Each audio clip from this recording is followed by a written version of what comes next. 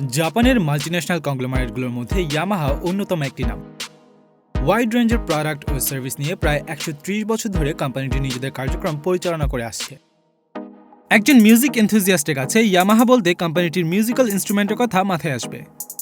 অন্যদিকে একজন মোটরসাইক্লিস্টের কাছে ইয়ামাহা মানেই লেটেস্ট মডেলের স্পোর্টস বাইক।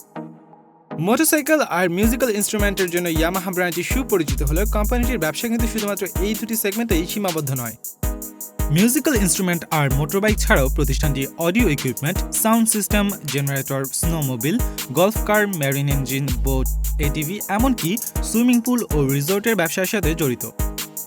ব্যবসায়িক জগতে ইয়ামাহা এমন একটি ইউনিক কোম্পানি যা সম্পূর্ণ আনরিলেটেড বিজনেস সেগমেন্টে সাফল্যের সাথে ব্যবসা করে আসছে গত কয়েক দশক।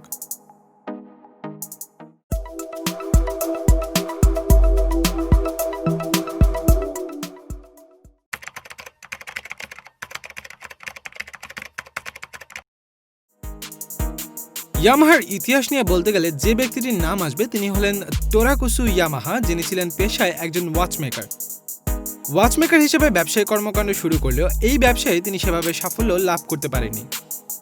এরপর তিনি মেডিকেল ইকুইপমেন্ট রিপেয়ারের কাজ করতে থাকেন, যার ফলে তাকে এক শহর থেকে অন্য শহরে যাতায়াত করতে হচ্ছিল।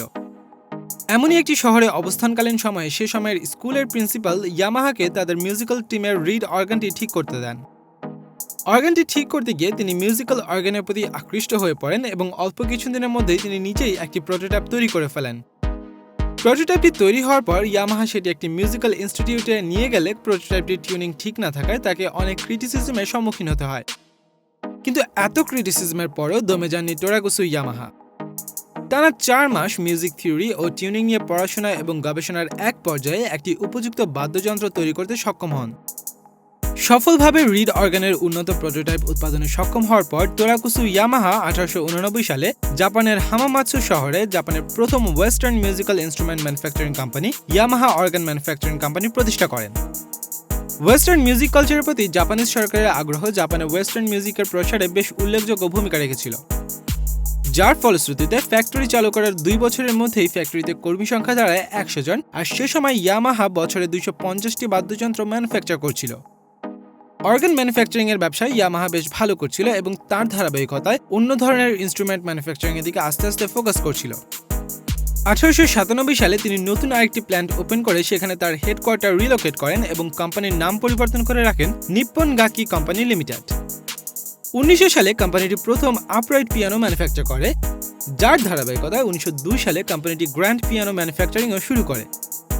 1903 সালে কোম্পানিটি 23টি পিয়ানো ম্যানুফ্যাকচার করেছিল। পরবর্তী দশকগুলোতে প্রতিষ্ঠানটি তাদের ম্যানুফ্যাকচার করা পিয়ানো আর অর্গানগুলোর জন্য বেশ কিছু অ্যাওয়ার্ড জিতে নেয়, যার মধ্যে 1904 সালে সেন্ট লুইস ওয়ার্ল্ড এক্সপোজিশন অন্যতম। এদিকে প্রথম বিশ্বযুদ্ধ শুরু হলে জাপানে জার্মান হারমোনিকা মেকারদের সেলস কমতে থাকে, যা ইয়ামাহা অপরচুনিটি হিসেবে নেন এবং ধীরে ধীরে তার প্রোডাক্ট লাইন আপ বাড়াতে থাকেন। 1914 সালে নিপ্পন গাকি হারমোনিকা প্রস্তুত করা শুরু করে। নতুন প্রোডাক্ট ম্যানুফ্যাকচারিংয়ের ক্ষেত্রে প্রতিষ্ঠানটির ফিলোসফি ছিল এক্সিস্টিং প্রোডাক্ট ক্যাটাগরির ক্ষেত্রে যে ধরনের র ম্যাটেরিয়ালস এবং ম্যানুফ্যাকচারিং স্কিল প্রয়োজন পড়ে সেরকমই নতুন লাইন আপে ব্যবসা এক্সপ্যান্ড করা। যুদ্ধ চলাকালীন সময়ে হুট করে ইয়ামাহা মারা গেলে 1917 সালে প্রতিষ্ঠানটির প্রেসিডেন্টের দায়িত্বপ্রাপ্ত হন ভাইস প্রেসিডেন্ট চিয়োমারু আমানো। প্রথম বিশ্বযুদ্ধ জাপানের ইন্ডাস্ট্রিগুলোকে গ্রো করতে বেশ সাহায্য করে। নিপ্পন গাকিও অন্যদের মতো বেশ গ্রো করছিল। ইনফ্যাক্ট 1920 সাল নাগাদ প্রতিষ্ঠানটির 1000 কর্মী ছিল এবং প্রতিষ্ঠানটি বছরে 10,000 অর্গান আর 1200 পিয়ানো ম্যানুফ্যাকচার করছিল। যুদ্ধের পরে রিসেশন চলতে থাকলেও নিপ্পন গাকি বেশ সাফল্যের সাথে ব্যবসা পরিচালনা করছিল, যার ধারাবাহিকতায় 1922 সালে অডিও ইকুইপমেন্ট সহ অন্যান্য মিউজিক্যাল ইনস্ট্রুমেন্ট উৎপাদনের দিকে মনোযোগ দিতে থাকে নিপ্পন গাকি। কিন্তু প্রেসিডেন্ট চিয়োমারু আমানোর দায়িত্বের শেষ 5 বছরে কোম্পানিটি প্রায় ব্যাংকরাপ্ট হতে বসেছিল। এর কারণ হিসেবে জাপানি মুদ্রা ইয়েনের মূল্যবৃদ্ধি একটি বড় কারণ ছিল, কেননা মুদ্রার ভ্যালু বেড়ে যাওয়ায় মার্কেটের অন্যান্য প্রোডাক্টের তুলনায় নিপ্পন গাকির প্রোডাক্ট কম্পিটিটিভ প্রাইসিং করতে পারছিল না। এছাড়াও 1922 সালে ইটায়োটোর মূল প্ল্যান্টের পাশাপাশি আরও একটি প্ল্যান্ট আগুনে পড়ে যায়। এত সব কিছুর মধ্যে কোম্পানি ভালোভাবে রিকভার করার আগেই লেবার ইউনিয়নের স্ট্রাইকের কারণে প্রতিষ্ঠানটির রিজার্ভ কমতে থাকে। এমন পরিস্থিতিতে অন্যান্য ডিরেক্টরদের অনুরোধে আরেক বোর্ড মেম্বার কাইচি কাওয়াকামি 1927 সালে নিপ্পন গাকির প্রেসিডেন্সি গ্রহণ করেন। তিনি প্রতিষ্ঠানটিতে রিমার্কেবল পরিবর্তন এনে মাত্র 18 মাসের মধ্যেই প্রতিষ্ঠানটির টোটাল ঋণের অর্ধেক পরিশোধ করে ফেলতে সক্ষম হন। তিনি মূলত প্রতিষ্ঠানটিকে ঢেলে সাজিয়ে ও প্রোডাকশন কস্ট কমিয়ে আনার মাধ্যমে প্রতিষ্ঠানটিকে ঘুরে দাঁড়াতে সাহায্য করেছেন। শুধুমাত্র দামের ক্ষেত্রে নিজেদের কম্পিটিটিভ না রেখে কোয়ালিটিতে ডিফারেন্সিয়েশন আনার জন্য 1930 সালে তিনি অ্যাকুস্টিক ল্যাব ও রিসার্চ সেন্টার চালু করেন। এছাড়া 1930-এর দশকে জাপানে পাবলিক স্কুল সিস্টেমের গ্রোথের সাথে সাথে ওয়েস্টার্ন মিউজিকের মার্কেটও এক্সপ্যান্ড হচ্ছিল, যার ফলে নিপ্পন গাকি সুলভ মূল্যের অ্যাকর্ডিয়ন্স আর গিটার উৎপাদন শুরু করেছিল নতুন এই মার্কেটটি ধরার জন্য। এর মধ্যে দ্বিতীয় বিশ্বযুদ্ধ শুরু হলে নিপ্পন গাকি তাদের প্ল্যান্টগুলোতে জিরো ফাইটার প্লেনের জন্য প্রপেলার, ফুয়েল ট্যাঙ্ক আর উড়োজাহাজের উইং পার্টস উৎপাদন করতে বাধ্য হয়েছিল। দ্বিতীয় বিশ্বযুদ্ধের সময়কার এসব কার্যক্রম কোম্পানিটির ভবিষ্যৎ এক্সপানশনের গ্রাউন্ড আর্ক তৈরি করে দেয়। যদিও যুদ্ধে নিপ্পন গাকির কেবলমাত্র একটি ফ্যাক্টরি অক্ষত ছিল। যুদ্ধের পর যুক্তরাষ্ট্রের ফাইন্যান্সিয়াল অ্যাসিস্ট্যান্স পাওয়ার 2 মাসের মধ্যে প্রতিষ্ঠানটি হারমোনিকা ও জাইলোফোন ম্যানুফ্যাকচার শুরু করে। 6 মাসের মধ্যে আগের মতো অর্গান, অ্যাকর্ডিয়ন্স, টিউব হর্নস আর গিটার উৎপাদন করতে থাকে প্রতিষ্ঠানটি। 1947 সালে প্রতিষ্ঠানটি এর প্রথম অডিও কম্পোনেন্ট ফোনোগ্রাফ তৈরি করে। তবে দ্বিতীয় বিশ্বযুদ্ধের পর নিপ্পন গাকির র্যাপিড এক্সপ্যানশনের ক্ষেত্রে সবচেয়ে বেশি যে বিষয়টি হেল্প করেছে সেটি হলো 1948 সালে জাপানের এডুকেশন মিনিস্ট্রি স্কুলগুলোতে মিউজিক এডুকেশন বাধ্যতামূলক করে দেয়। ফলশ্রুতিতে জাপানে মিউজিক্যাল ইনস্ট্রুমেন্টের চাহিদা বেড়ে যায় বেশ কয়েক গুণ। 1950 সালে পূর্ববর্তী প্রেসিডেন্ট কাইচি কাওয়াকামির ছেলে জেনিচি কাওয়াকামি প্রতিষ্ঠানটির প্রেসিডেন্টের পদে আসেন। জেনিচি কাওয়াকামি 2 মেয়াদে প্রায় 30 বছর নিপ্পন গাকির প্রেসিডেন্ট ছিলেন এবং ইয়ামাহার বর্তমানের বিশ্বব্যাপী যে রিচ তার পেছনে সবচেয়ে বড় অবদান তারই। 1953 সালে কাওয়াকামি যুক্তরাষ্ট্র ও ইউরোপে ভ্রমণ করেন। এই ট্রিপ থেকে তিনি নিপ্পন গাকি কোম্পানি লিমিটেডকে বিভিন্ন ব্যবসায়িক ক্ষেত্রে ডাইভার্সিফিকেশনের জন্য এবং ফরেন মার্কেটে এক্সপ্যান্ড করতে ইন্সপায়ার্ড হন। 1954 সালে জাপানি সরকার কর্তৃক বাজেয়াপ্ত মেটাল ওয়ার্কের ফ্যাক্টরি ফেরত পেলে কাওয়াকামি ডাইভার্সিফিকেশনের প্রথম পদক্ষেপ নেন। দ্বিতীয় বিশ্বযুদ্ধ নিপ্পন গাকিকে উন্নত প্রযুক্তির সাথে পরিচয় করিয়ে দেয়, যার ফলে কোম্পানিটি তখন নিজেরাই মেটাল পিয়ানো ফ্রেম ঢালাইয়ের কাজ করতে পারত। এই অভিজ্ঞতাকে কাজে লাগিয়ে 1955 সালে নিপ্পন গাকি তাদের প্রথম মোটরসাইকেল তৈরি করে এবং সে বছরই নিপ্পন গাকি তাদের মোটর সেগমেন্টটিকে মূল কোম্পানি থেকে আলাদা করে নতুন কোম্পানি ইয়ামাহা মোটর কোম্পানি প্রতিষ্ঠা করে। ইনিশিয়ালি 125 সিসির সিঙ্গল সিলিন্ডার জার্মান DKWRT125 মডেলটির কপি ইয়া-1 মোটরসাইকেল প্রডিউস করে ইয়ামাহা। ইয়া-1 মোটরসাইকেলটি শুরু থেকেই কম্পিটিটিভ রেসগুলোতে বেশ সাফল্য পেয়ে আসছিল। 1956 সালে 125 সিসি ক্লাসের মাউন্ট ফুজি অ্যাসেন্ট জেতার পাশাপাশি all Japan autobike endurance road রেসে প্রথম, দ্বিতীয় ও তৃতীয় পজিশন জিতে নিয়েছিল বাইকটি। মোটর বাইক রেসিংয়ে ইয়ামাহার ইনিশিয়াল এই সাফল্য পরবর্তীতে কোম্পানির ইতিহাসের অন্যতম অংশ হয়ে পড়ে। 1957 সালে ইয়ামাহা ইয়া-2 মডেলের দ্বিতীয় মোটরসাইকেল নিয়ে আসে, যেটিতে প্রথমটির তুলনায় বেটার সাসপেনশন আর ফ্রেম ছিল। এদিকে সে বছরই 250 CC twin cylinder double stroke YD1 মডেলের মোটরসাইকেল নিয়ে আসে ইয়ামাহা। 1958 সালে নিপ্পন গাকি মেক্সিকোতে নিজেদের ওভারসিজ সাবসিডিয়ারি প্রতিষ্ঠার মাধ্যমে এক্সপোর্টের প্রতি জোর দিতে শুরু করে।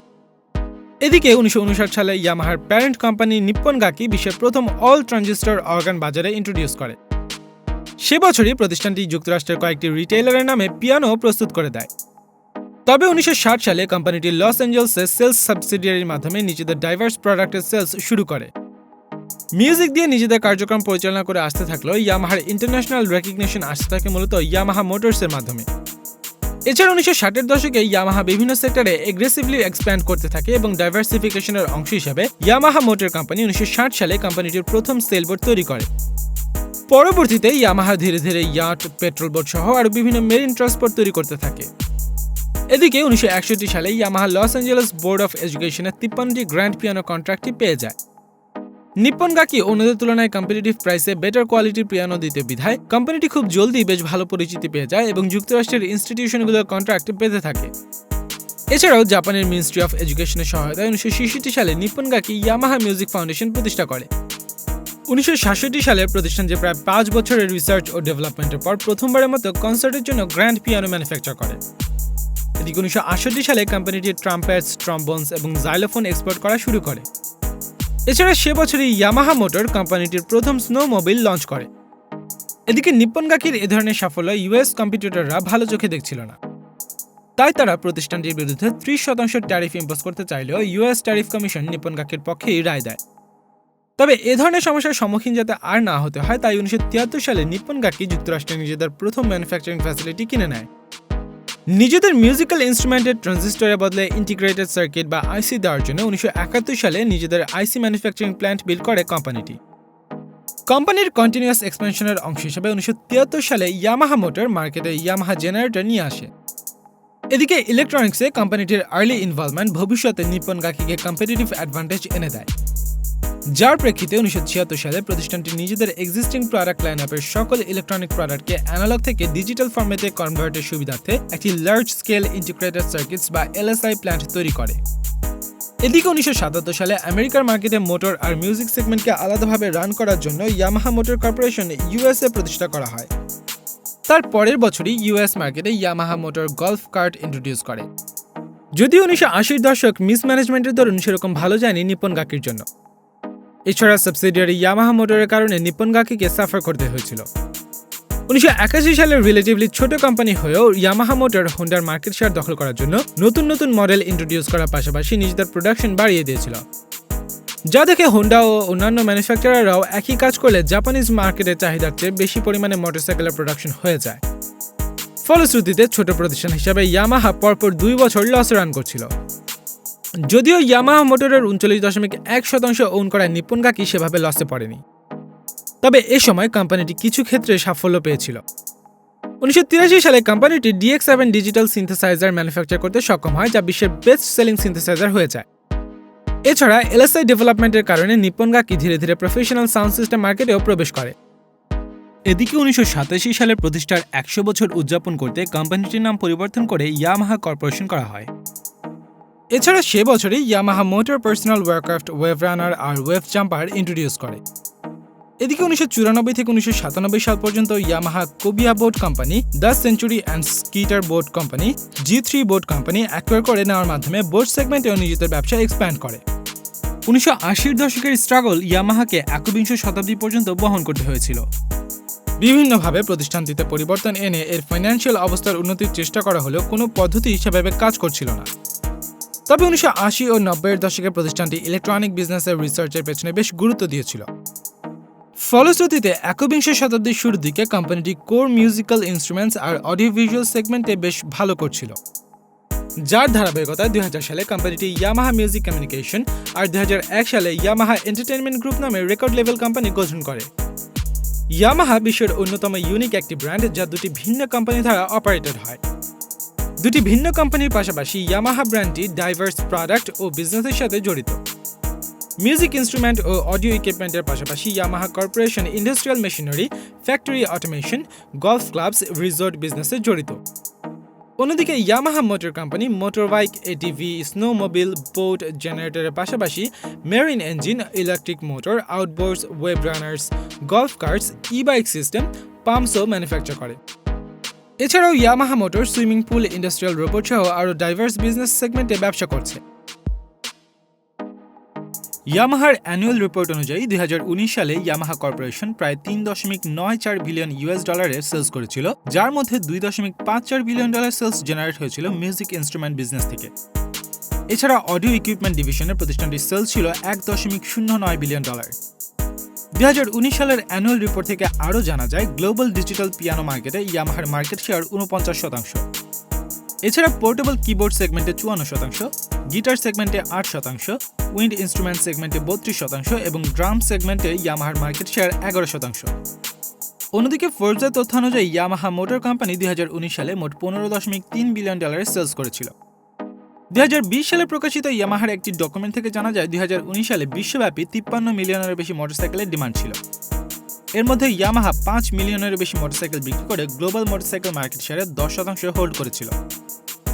সাধারণত সাবসিডিয়ারি কোম্পানিতে ইয়ামাহা কর্পোরেশন 1/3 শেয়ার রাখলেও ইয়ামাহা মোটর কোম্পানি লিমিটেডে ইয়ামাহা কর্পোরেশনের বর্তমান শেয়ারের পরিমাণ 9.89%। এছাড়া টয়োটা মোটর কোম্পানির ইয়ামাহা মোটর কোম্পানিতে 3.57% স্টেক রয়েছে। দুটি প্রতিষ্ঠানই জাপানের টোকিও স্টক এক্সচেঞ্জে লিস্টেড রয়েছে।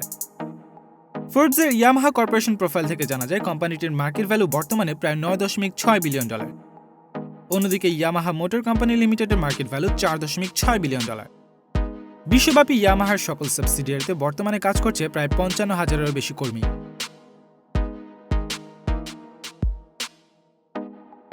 শুরুর দিকে বাংলাদেশে ইয়ামাহার মিউজিক্যাল ইনস্ট্রুমেন্ট, অডিও ইকুইপমেন্ট ও মোটরসাইকেল বিভিন্ন ব্যবসায়িক গোষ্ঠীর মাধ্যমে ইম্পোর্ট হয়ে দেশের বাজারে আসতে বিধায় ঠিক কবে থেকে ইয়ামাহা পণ্য বাংলাদেশে পাওয়া যায় তা নিশ্চিত করে বলা যায় না। তবে একসময় কর্ণফুলী মোটরস বেশ কয়েক বছর দেশে ইয়ামাহার মোটরসাইকেল আমদানি ও ডিস্ট্রিবিউশন করেছে। জুন 2016 সাল থেকে এসিআই মোটরস বাংলাদেশে ইয়ামাহা মোটরসের অথরাইজড ডিস্ট্রিবিউশনের দায়িত্ব পায়। ডিস্ট্রিবিউশনের দায়িত্ব পাওয়ার পর এসিআই মোটরস বেশ দ্রুততার সাথে বাংলাদেশে ইয়ামাহার মোটরসাইকেল ডিস্ট্রিবিউশন নেটওয়ার্ক শক্তিশালী করার দিকে মনোযোগ দেয়। পাশাপাশি সার্ভিসিং, স্পেয়ার পার্টস আর প্রমোশনেও বেশ জোর দিয়েছে প্রতিষ্ঠানটি। এছাড়াও ইয়ামাহা মোটরসের কারিগরি সহযোগিতায় গাজীপুরের শ্রীপুরে এসিআই মোটরস একটি মোটরসাইকেল কারখানা স্থাপন করেছে, যেটি গত 12 মে 2019 সালে উদ্বোধন করা হয়। 6 একর জমির উপর স্থাপিত এই কারখানাটিতে এসিআই মোটরস প্রায় 100 কোটি টাকা ইনভেস্ট করেছে। শুরুতে এসিআই মোটরস ইয়ামাহার বাইক অ্যাসেম্বলি করলেও 2020 সাল থেকে বাইক প্রোডাকশন শুরু হওয়ার কথা ছিল। এছাড়া 2019 সালের জুলাই মাসের রিপোর্ট অনুযায়ী এসিআই মোটরসের হাত ধরে ইয়ামাহা মিউজিক বাংলাদেশে অফিসিয়ালি তাদের কার্যক্রম শুরু করে। কার্যক্রমের অংশ হিসেবে যমুনা ফিউচার পার্কে Yamaha flagship music store launch করা হয় এবং ধানমন্ডির ইএমকে সেন্টারে ইয়ামাহা মিউজিক বাংলাদেশ ও এসিআই মোটরসের পৃষ্ঠপোষকতায় ইএমকে মিউজিক স্কুল চালু করা হয়েছে।